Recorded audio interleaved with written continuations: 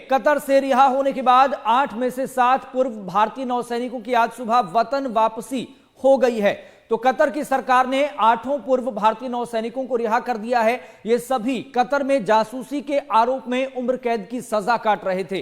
पहले इन्हें फांसी की सजा सुनाई गई थी। इनकी रिहाई पर विदेश मंत्रालय ने खुशी जाहिर करते हुए कहा है कि भारत सरकार कतर में गिरफ्तार किए गए देहरा ग्लोबल कंपनी के लिए काम करने वाले 8 भारतीयों की रिहाई का स्वागत करती है। हम इनकी घर वापसी के लिए कतर के फैसले की तारीफ करते हैं, सराहना करते हैं। वहीं कतर की इंटेलिजेंस एजेंसी के स्टेट सिक्योरिटी ब्यूरो ने 30 अगस्त 2022 को इन पूर्व नौसैनिकों को गिरफ्तार किया था।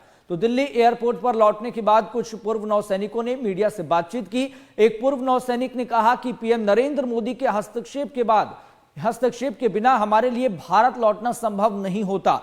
भारत सरकार के लगातार प्रयासों के बाद ही हम वापस आ सके हैं। एक अन्य पूर्व नौसैनिक ने कहा कि हम पीएम नरेंद्र मोदी और भारत सरकार को उनके प्रयासों के लिए धन्यवाद देते हैं। और एक तरह से एक बड़े कैनवास में हम देखें तो भारत सरकार की ये डिप्लोमेटिक जीत भी है।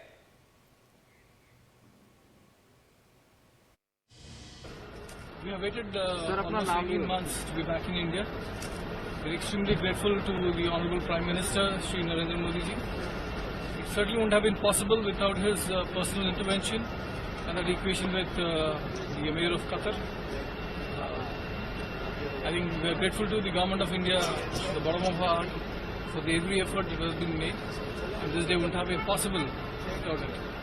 Grateful indeed. Thank you so much. Without the intervention of Prime Minister Modi, it wouldn't be. आज हम आपके सामने खड़े नहीं हो रहे होते अगर इंटरवेंशन नहीं होता at that level, highest level. And specially government of India, उनके अथक प्रयास से कि वो कंसिस्टेंटली लगे रहे and we are there in front of you. Thank you. में कतर की जेल में ये 8 पूर्व सैनिक बंद थे। जासूसी का इन पर आरोप लगा था, लेकिन भारत सरकार के लगातार हस्तक्षेप और तमाम तथ्यों को रखने के बाद इनकी वतन वापसी हो गई है। और जैसा कि इन तमाम पूर्व सैनिकों की तरफ से भी कुछ प्रतिक्रिया दी गई, उन्होंने कहा कि भारत सरकार ना होती, नरेंद्र मोदी सरकार ना होती तो हमारी वतन वापसी भी नहीं होती। यहां तक कि आपको बता दें कि मंत्रालय ने भी खुशी जाहिर की है। और एक बड़े कैनवास में देखें तो ये भारत सरकार की डिप्लोमेटिक जीत भी है, क्योंकि डिप्लोमेसी में जिस तरह से बदलाव पिछले कई सालों में देखने को मिला है और जिस तरीके से तथ्य रखे गए सामने, ये पूरा मामला कहीं ना कहीं भारत सरकार के पक्ष में जाता हुआ दिखाई दिया। हालांकि अभी कुछ और प्रक्रिया जरूर चलनी है, लेकिन एक बड़े कैनवास में लगातार हम इस बात का जिक्र इसलिए कर रहे हैं क्योंकि जब एक समकक्ष में हम देखते हैं तो इस तरीके से डिप्लोमेटिक जो पॉलिसीज होती है उसका निर्वहन करना भी इंटरनेशनल लेवल पर बहुत जरूरी होता है, जो कि भारत सरकार की तरफ से लगातार किया गया है। तो भारत सरकार के लगातार प्रयासों के बाद ही हम वापस आ सके हैं, यह कहना है पूर्व नौसैनिकों का। यहां तक कि एक पूर्व नौसैनिक ने यह भी कहा कि हम पीएम नरेंद्र मोदी और भारत सरकार के उनके प्रयासों के लिए धन्यवाद देते हैं।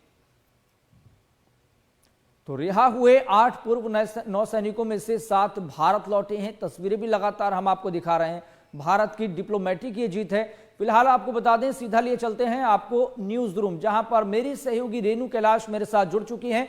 रेणु, चूंकि लगातार हम इस बात का जिक्र कर रहे हैं, ये भारत सरकार की डिप्लोमेटिक जीत भी है अगर इसको बड़े कैनवास में देखें तो। निश्चित तौर पर यश, एक बड़े कैनवास पर भारत की ये कूटनीतिक जीत है, क्योंकि इससे पहले जब इन सभी भारतीयों को कतर में मौत की सजा सुनाई गई थी तो आपको याद होगा कि विपक्ष ने इसे लेकर जबरदस्त हंगामा किया था और कहा था कि तमाम मोर्चों पर सफल रहने वाली बीजेपी सरकार, प्रधानमंत्री नरेंद्र मोदी की ये कूटनीतिक मामलों में एक जबरदस्त हार है कि किस तरह से विदेश में 8 भारतीयों को मौत की सजा सुनाई गई।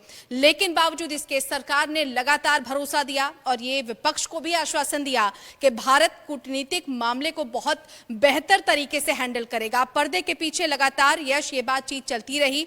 ये पूरा मामला अक्टूबर 2022 से तब सुर्खियों में आया जब इन सभी भारतीयों को जासूसी के आरोप में सबसे पहले जेल में डाला गया। उसके बाद एक लंबा ट्रायल चला, तकरीबन 18 महीने का ये पूरा ट्रायल चला, ये पूरा मामला चला और उसके बाद इन्हें फांसी की सजा सुना दी गई। सबसे ज्यादा हैरानी की बात यह थी कि जैसे ही ये पूरा मामला सुर्खियों में आया, भारत समेत एक तरीके से पूरे विश्व में बवाल मच गया, क्योंकि प्रधानमंत्री नरेंद्र मोदी और खासतौर पर नरेंद्र मोदी सरकार की कूटनीति की जितनी जबरदस्त सराहना की जा रही है, या विदेश नीति की भारत की जितनी सराहना की जा रही है, उससे इतर ये एक ऐसा मामला था जहां पर ऐसा लग रहा था कि भारत सरकार की कूटनीति की ये हार है। लेकिन बावजूद इसके लगातार विदेश मंत्रालय ने इस पूरे मामले पर नजर रखी और खुद प्रधानमंत्री नरेंद्र मोदी ने भी इस पूरे मामले पर नजर रखी यश, और पर्दे के पीछे लगातार वो बातचीत करते रहे। ये बातचीत उस वक्त और ज्यादा अहम हो गई जब पूरे मामले को प्रधानमंत्री नरेंद्र मोदी ने खुद देखा, समझा और परखा, और उसके बाद विदेश मंत्रालय और साथ ही साथ कतर में बैठे जितने भी उच्चायुक्त थे, जितने भी अधिकारी वहां पर थे, उन सभी को पूरे मामले की समीक्षा कर उन्हें अपडेट देने के लिए, उन्हें समीक्षा रिपोर्ट देने के लिए कहा। जब ये पूरा मामला प्रधानमंत्री नरेंद्र मोदी ने देखा, समझा और उसके बाद उन्होंने हस्तक्षेप किया, जिसका जिक्र खुद कतर से वापस लौटे भारतीय जो पूर्व नौसैनिक हैं वो कर रहे हैं कि प्रधानमंत्री नरेंद्र मोदी ने अगर हस्तक्षेप नहीं किया होता और भारत की कूटनीति अगर बेहतर नहीं होती, जबरदस्त नहीं होती, तो शायद यहाँ पर इस परिस्थिति का भी जिक्र करना बेहद जरूरी है, आवश्यक है। हमें वो परिस्थिति याद आती है जब इजराइल और फिलिस्तीन हमास लड़ाई चल रही थी, युद्ध चल रही थी, मुस्लिम देश एक तरफ दिखाई दे रहे थे तो भारत का पक्ष इजराइल को लेकर कहीं ना कहीं अलहदा दिखाई दे रहा था। और ऐसे में उन परिस्थितियों में पैरवी करना और एक तरह से कूटनीतिक जीत पाना, यह अपने आप में बड़ी सफलता भी है। उस परिस्थिति का खास तौर पर मैंने जिक्र किया जब मुस्लिम देश एकजुट दिखाई दे रहे थे, अलग दिखाई दे रहे थे, और भारत का पक्ष उस युद्ध को लेकर अलग था। निश्चित तौर पर यश, ये बहुत अहम बात आपने कही है। देखिए, भारत इस वक्त जो लीड कर रहा है पूरे विश्व में, वो सिर्फ इसलिए लीड कर रहा है क्योंकि प्रधानमंत्री नरेंद्र मोदी ने कहीं पर भी भारत के रुख को, खासतौर पर विदेशों में, और अपनी कूटनीति के रुख को कहीं पर भी नरम नहीं पड़ने दिया। प्रधानमंत्री नरेंद्र मोदी को और बीजेपी की वर्तमान केंद्र सरकार को यह पता है कि किस मोर्चे पर, किस देश के साथ किस तरह का संबंध रखना है। प्रधानमंत्री नरेंद्र मोदी समेत केंद्र सरकार ने अपनी प्राथमिकताएं तय की हुई हैं, किस देश के साथ किस तरह का समझौता, किस तरह का व्यापार या किस तरह की नीति रखनी है, ये सब कुछ बहुत स्पष्ट है। और ये स्पष्टता अक्सर हर मंच पर प्रधानमंत्री नरेंद्र मोदी कहते आए हैं। उन्होंने ये कहा है कि भारत अपने पड़ोसी देशों और खासतौर पर जो साझेदार देश हैं या जो उसके मित्र देश हैं, उनके साथ हर परिस्थिति में यश खड़ा रहेगा। इस बात को प्रधानमंत्री नरेंद्र मोदी तमाम वैश्विक मंचों पर कह चुके हैं। चाहे आप सफल G20 के आयोजन को ले लें या विदेश यात्राओं पर जब भी प्रधानमंत्री नरेंद्र मोदी गए हैं और वहां पर जिस तरीके से उनका स्वागत किया गया और जिस तरीके का संदेश वैश्विक समुदाय को प्रधानमंत्री नरेंद्र मोदी ने दिया है, वो सब कुछ इसी रुख पर निर्भर करता है। और न सिर्फ प्रधानमंत्री नरेंद्र मोदी ने यह संदेश दिया है, बल्कि अगर हम वैश्विक नेताओं की भी बात करते हैं तो सबने प्रधानमंत्री नरेंद्र मोदी और केंद्र सरकार की नीतियों को सराहा है। ऐसे ही नहीं, प्रधानमंत्री नरेंद्र मोदी को बॉस कहा गया वैश्विक स्तर पर। यह एक बड़ी कूटनीतिक सफलता है, बड़ी कूटनीतिक जीत है यश। और ये सब कुछ केंद्र सरकार की नीतियां, प्रधानमंत्री नरेंद्र मोदी की जो प्राथमिकताएं हैं या जो स्पष्ट नीतियां रही हैं वैश्विक समुदाय को लेकर, मित्र देशों को लेकर, पड़ोसी देशों को लेकर, ये सब कुछ उसी का नतीजा है। और यही वजह है कि कभी मौत की सजा पाए हुए पूर्व नौसैनिक जब आज उन्होंने भारत की धरती पर कदम रखा तो जो उनकी खुशी थी, जो उनकी प्रसन्नता थी, वो देखते ही बन रही थी। और जाहिर सी बात है, आप सोच कर देखिए यश कि कहां जीवन और मौत के बीच संघर्ष कर रहे लोगों को अगर जीवन दान मिल जाए तो ये कितनी बड़ी बात होगी उनके लिए। और ऐसे में प्रधानमंत्री नरेंद्र मोदी और उनके इस सरकार की जो कूटनीति की जीत है, उसको न सिर्फ ये पूर्व नौसैनिक बल्कि आज पूरा विश्व देख रहा है, सराह रहा है कि कैसे भारत का विदेश मंत्रालय, भारत की तमाम सरकार और उसके जितने भी मंत्री हैं और जितने भी अधिकारी हैं, विदेशों में बैठे भारतीयों के साथ कितनी मुस्तैदी के साथ खड़े हैं। बिल्कुल रेणु, और इन परिस्थितियों से मुझे वो तस्वीर भी याद आती है जब ठीक इसी तरह से अभिनंदन की भी वतन वापसी हुई थी।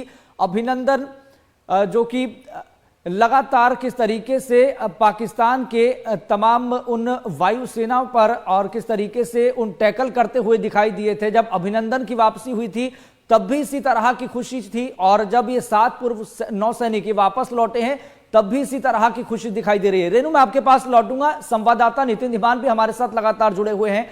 नितिन धीमान, क्योंकि डिप्लोमेटिक जीत है, वैश्विक स्तर पर जिस तरीके से भारत की कूटनीति की जीत की अब तारीफ लगातार हो रही है, यहां तक कि पूर्व नौसैनिक भी लगातार इस बात की तारीफ कर रहे हैं कि अगर भारत सरकार न होती और अच्छे से तथ्य न रखे जाते, पैरवी न की जाती, तो वतन वापसी नहीं होती। बिल्कुल, इसमें जहां कानूनी विकल्प तो थे ही, लेकिन इसके साथ ही जो कूटनीति है वो भी बड़ी काम आई है। दुबई में अभी COP28 शिखर सम्मेलन हुआ था, उसमें प्रधानमंत्री नरेंद्र मोदी पहुंचे थे और जो वहां के अमीर हैं यानी शेख हैं कतार के, वो भी वहां पहुंचे थे। तो सम्मेलन के इतर दोनों की बैठक हुई थी और बैठक में माना जा रहा है कि ये मुद्दा प्रधानमंत्री मोदी की तरफ से उठाया गया था और इतने स्ट्रांग तरीके से रखा गया था कि सरकार को अपना फैसला वहां पर वापस लेना पड़ेगा। वहां की अदालतों में केस जो है वो इस तरीके का बना कि इनको रिहाई दे दी गई।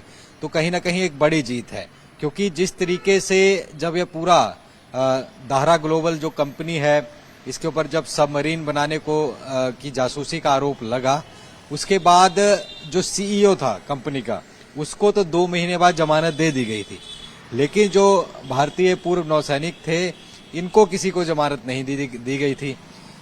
फिर जो वहां जब पता चला कि ऐसे ऐसे भारतीयों को गिरफ्तार कर लिया है, तो कतार में भारतीय राजनयिक जो हैं उन्होंने नौसैनिकों के साथ मुलाकात की थी। तब तक ये मामला अदालत में जा चुका था। फिर अदालत में जाने के बाद भारत तक बात पहुंची, फिर अपील की गई। तो पहली राहत ये मिली थी कि जो सजा है मौत की सजा, उस पर रोक लगा दी थी। और फिर उसके बाद जो जितने परिजन हैं वो यहाँ दिल्ली में आए थे, जयशंकर से मुलाकात की थी, अन्य नेताओं से मुलाकात की थी। कई सांसदों ने ये मुद्दा संसद में उठाया था। मनीष तिवारी ने खुद एडजॉर्नमेंट मोशन दिए थे इस मुद्दे पर चर्चा के लिए। लेकिन सरकार इन सब चर्चाओं के इतर भी कूटनीतिक तरीके से इस मुद्दे को सुलझाने में लगी हुई थी। तो इस पूरे मुद्दे पर, क्योंकि उनका बार बार ये कहना था जी कि फॉरेन की कंपनी थी दाहरा ग्लोबल, और अगर कुछ जासूसी या इस तरीके की चीजों में अगर वो संलिप्त थी तो इसमें जो कर्मचारी हैं या अधिकारी हैं उनका क्या कसूर है, अगर उनको क्यों, और सीईओ को तो जमानत दे दी गई है, जो नौसेना के पूर्व अधिकारी हैं उनको क्यों आपने पकड़ा हुआ है। तो 18 महीने पूरी जद्दोजहद चली और पूरा जब तक ऑपरेशन सफल नहीं हुआ गया, कानो कान खबर नहीं मिली। एकाएक कल रात को एक खबर आई और सुबह अर्ली मॉर्निंग ये दिल्ली एयरपोर्ट पर पहुंचे और इनमें से चंडीगढ़ के भी थे, अन्य राज्यों के भी थे, और अब सब अपने घर वापस पहुंच रहे हैं। तो कहीं ना कहीं जिस तरीके से उन्होंने बात करते हुए बताया कि ये भारत की, ठीक है नितिन, मैं आपके पास लौटूंगा। मेरी सहयोगी रेणु कैलाश भी लगातार जुड़ी हुई हैं, जो कि विदेशी मामलों पर लगातार नजर बनाए हुए हैं। अब रेणु, एक पॉइंट यहां पर यह भी लगातार पूछा जा रहा है कि भाई ऐसा क्या पॉइंट वो था, किस तरीके से तथ्य रखे गए जो फांसी की सजा उम्र कैद में बदल गई, किस तरीके से मामला सारा पलट गया? बिल्कुल यश, ये एक बहुत महत्वपूर्ण पॉइंट है, क्योंकि देखिए जब इन 8 भारतीयों को फांसी की सजा वहां पर सुनाई गई कतर में, तो भारत की नीतियों पर सवाल उठने लगे। हालांकि सरकार लगातार ये आश्वासन विपक्ष को देती रही कि भारत की जो कूटनीति है वो कमजोर नहीं है और भारत सरकार अपने तरीके से इस पूरे मसले को हल करेगी। तमाम साक्ष्य रखे गए। सबसे पहले तो जो जिन पूर्व नौसैनिकों की भारत वतन वापसी हुई है, इन सभी को बेहतर जो एक्सेस है वो मुहैया कराए गए। सबसे मजबूत जो बात है यश, वो ये है कि इन सभी को अपना पक्ष बेहतर रखने के लिए इन सभी को एक्सेस प्रदान किए गए। और जब ये तमाम पूर्व नौसैनिक अपनी बात को पूर्णतया रखने में सक्षम हुए, तब कहीं जाकर पूरा मामला और सामने आ सका। क्योंकि देखिए सबसे पहले क्या होता है कि पहले आरोपी होता है और उसके बाद वो दोषी बनता है, लेकिन इन सबके बीच की जो कड़ी होती है वो होता है ट्रायल। और इस पूरे ट्रायल में अगर एक आरोपी पक्ष अपनी बात को पूरी मजबूती के साथ नहीं रख पाता है, तब वो दोषी करार दिया जाता है। और इसी मजबूत पक्ष को भारत सरकार ने तमाम जो वहां पर अधिकारी हैं और जितनी भी राजनयिक जो सुविधाएं हैं, कानूनी सुविधाएं, वो सभी इन पूर्व नौसैनिकों को प्रदान की गई। इनको अपना पक्ष रखने का पूरा मौका दिया गया। पूरे मामले का विस्तृत विश्लेषण करके उसे सरकार के सामने वहां पर रखा गया और इसके बाद तब कहीं जाकर ये मामला पलटा। ये इतना आसान मामला नहीं था यश, क्योंकि 8 लोगों को किसी अन्य देश में अगर जासूसी के आरोप में सजा सुनाई जाती है तो ये बहुत बड़ी बात है। और अगर ये सजा फांसी की हो तो और ज्यादा तहलका मचना स्वाभाविक था। और यही वजह है कि एक एक कदम भारत सरकार ने, विदेश मंत्रालय ने, तमाम जो अधिकारी हैं वहां पर और खुद प्रधानमंत्री नरेंद्र मोदी ने फूंक फूंक कर इस कदम को रखा। और पर्दे के पीछे लगातार यश मैं ये जिक्र कर रही हूं क्योंकि अभी हमारे सहयोगी नितिन भी ये बता रहे थे कि अचानक से ये खबर आई कि इन सभी भारतीयों की वतन वापसी हो रही है। आप सोचकर देखिए कि कानो कान किसी को भनक तक नहीं लगी।